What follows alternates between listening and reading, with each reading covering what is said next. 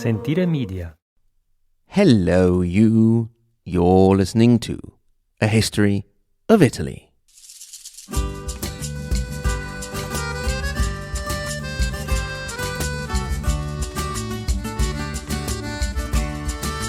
Episode 152, Duke Francesco Sforza and his sex-crazed son, 1450 to 1468.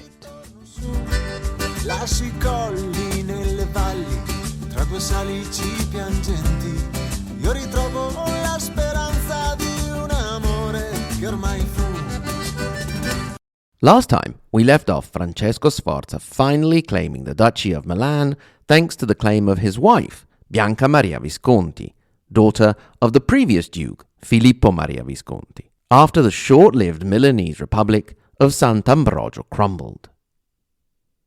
He had sent off his 8-year-old son, Galeazzo Maria, to seek legitimacy with the Holy Roman Emperor, Frederick III.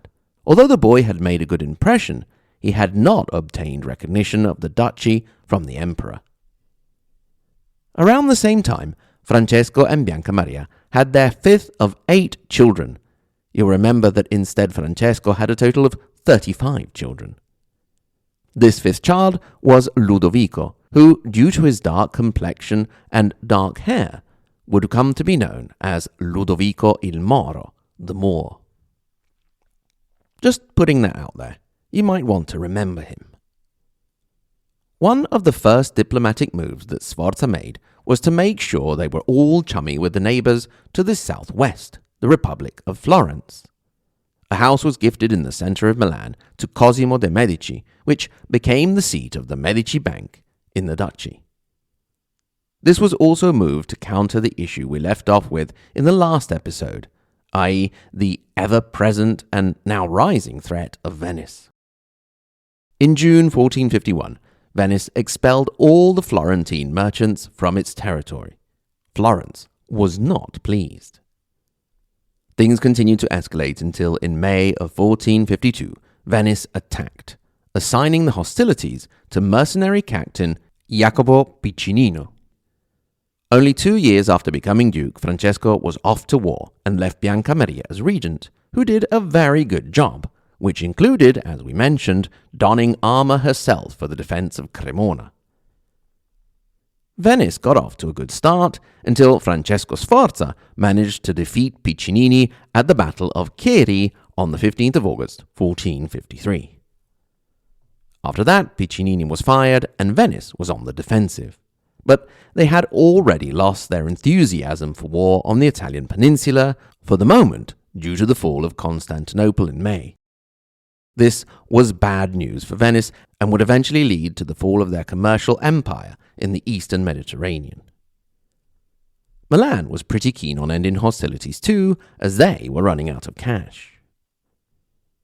Eventually, fighting ended with the Peace of Lodi, signed on the 9th of April, 1454. This peace would eventually lead to the Italic League, which combined the main forces of the peninsula in a league that we called the Italian BFFs forever that was not even close to forever. Venice, Milan, Naples, and the Pope were all on board. That same year, Francesco must have felt it would be a nice gesture while his wife Bianca Maria was pregnant to have another illegitimate daughter, Beatrice.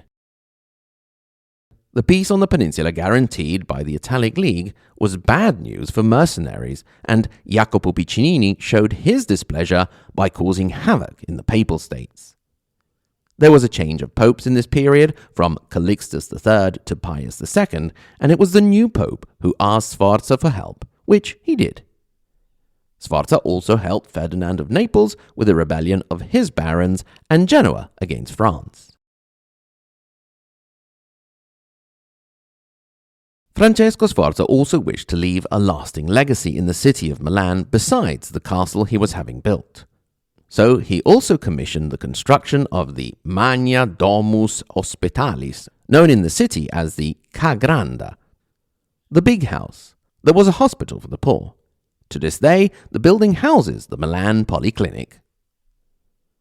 Speaking of hospitals and being sick, it is in 1461, at the height of prestige and power, that Francesco Sforza grew seriously ill from hydropsy and gout, to the point that news spread of his death and rebellion broke out in the controlled city of Piacenza.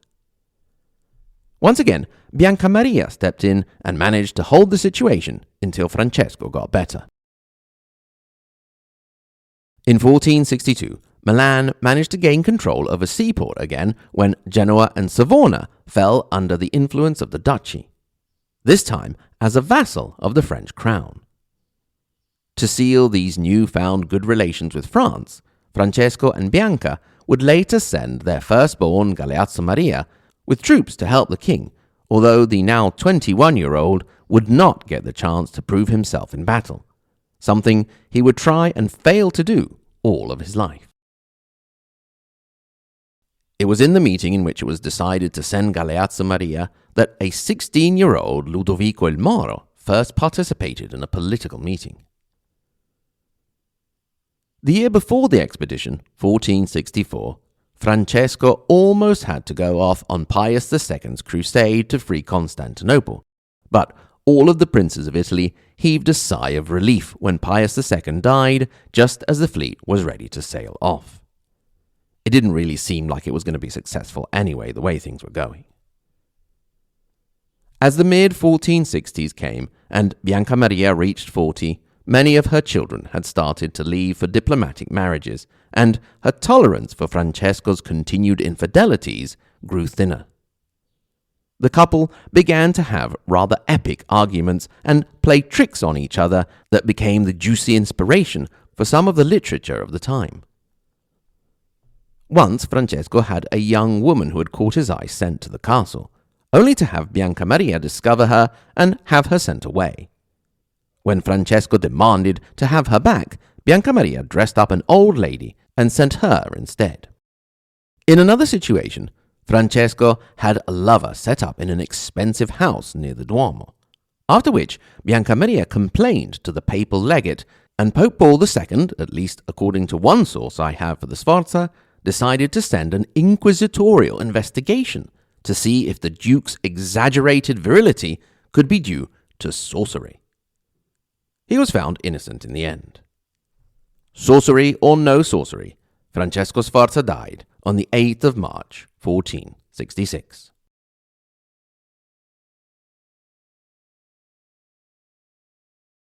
So now the firstborn son of Francesco Sforza and Bianca Maria Visconti, Galeazzo Maria Sforza, was to be the new Duke of Milan.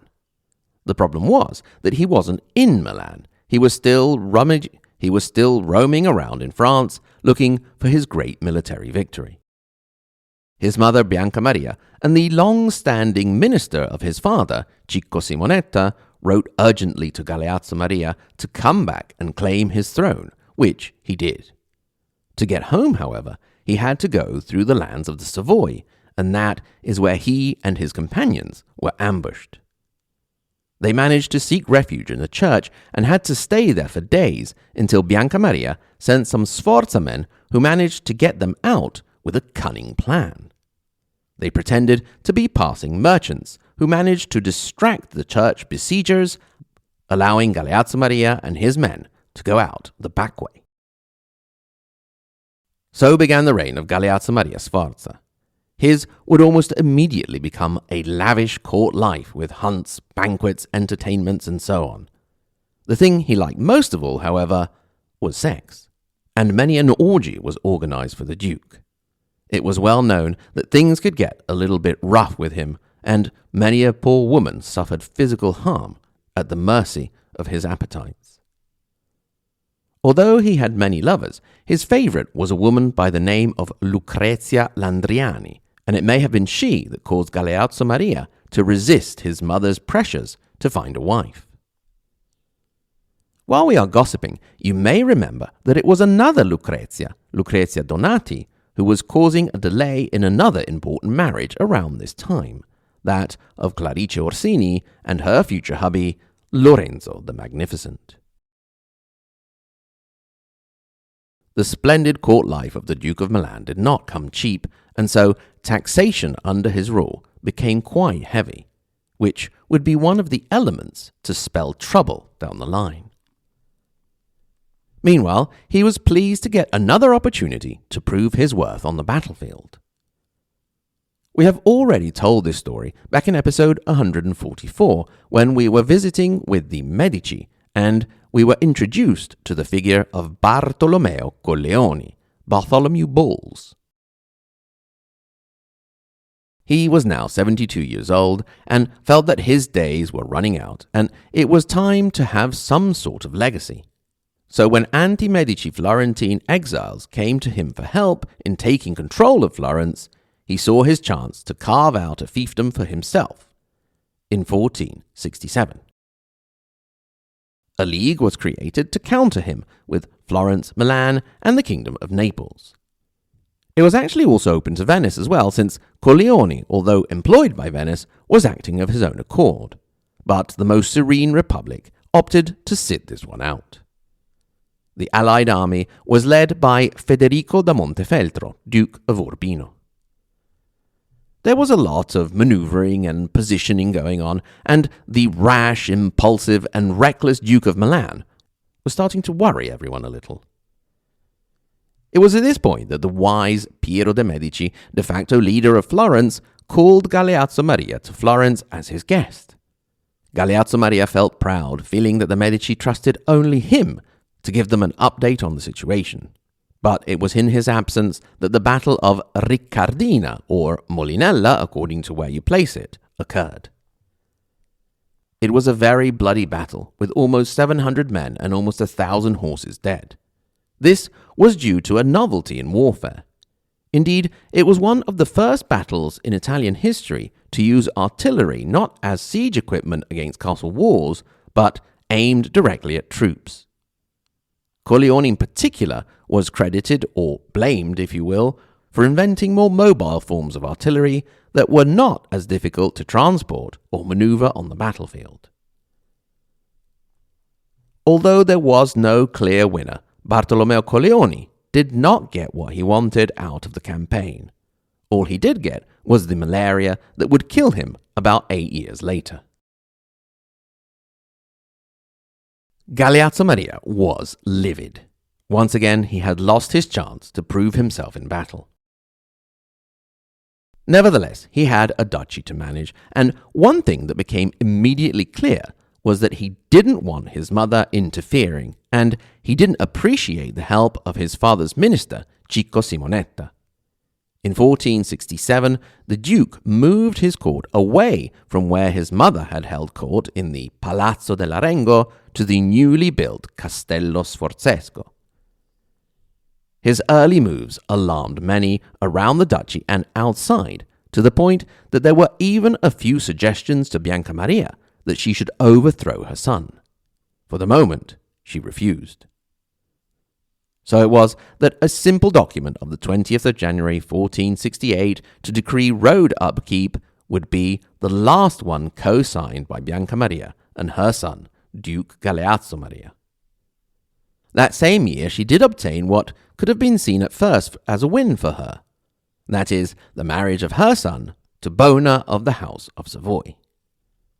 The marriage took place by proxy in Amboise in the Loire region, and the Duke sent his half-brother, Tristano, who had to perform the ceremony according to the local custom of the time.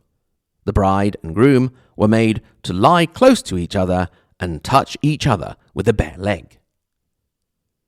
When Galeazzo Maria heard of this, it sparked his rather cruel humour, and he told his brother, Tristano, a known homosexual, that he would even have entrusted him with his bride under the covers, so long as he was not with Sir Battista of Monsignore, with whom, he said, he would not have trusted his brother's abstention. Along with the description of the ceremony, the Duke, who had initially not shown much interest in the marriage, started to receive reports of his bride's great beauty, and started to become increasingly obsessed with meeting her. As she made her way to Milan from France, through Lyon to Genoa, he could no longer wait. He rushed off to meet her, and after another hurried ceremony, the marriage was immediately consummated. Bona of Savoy would certainly have received word of her husband's particular sexual appetites, and it seems that things went well. Galeazzo Maria lost his head over his new wife, showering her with the most lavish gifts as often as he could, and throwing a gigantic wedding party once the couple returned to Milan. From that moment on, he would love no other woman. Unless you mean physical love, in which case he just kept on doing what he always had. Their firstborn son would come along soon enough, and his godfather would be Lorenzo the Magnificent. One thing that the new Duchess wasn't too keen on was having the old Duchess Bianca Maria interfering in government and court life, and the Duke was more than happy to take the opportunity to banish his mother from court. She was sent off into exile and died later that same year. Some suspected foul play on the part of the son, but since he had already got his mother out of the way, it seems a bit too much. Now, Galeazzo Maria Sforza no longer had his mother to keep him reined in. One of the victims of his lack of limitations would be the Duke himself.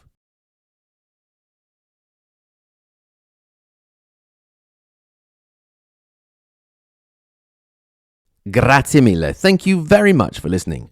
Thanks in particular to my lovely Patreon supporters: Alison, Amanda, Anthony, Brian, Silane, Cindy, David, Dean, Dominique, Emily, Eric, Federica, Francisco, Gabriel, George, Greg, Gunnar, Ignazio, Il Valentino, Jacob, Jane, Jeff M, Jeff S, Jeffrey, John, and Juan Diego.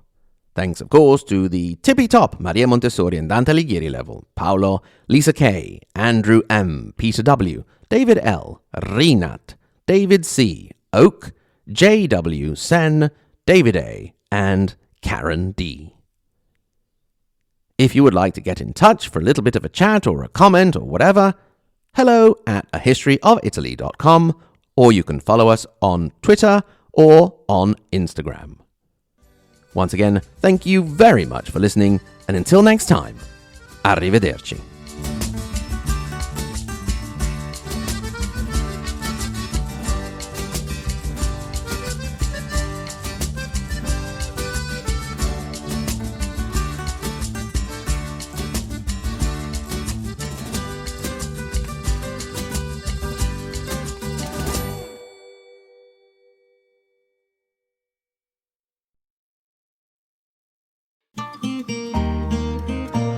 Sentire Media.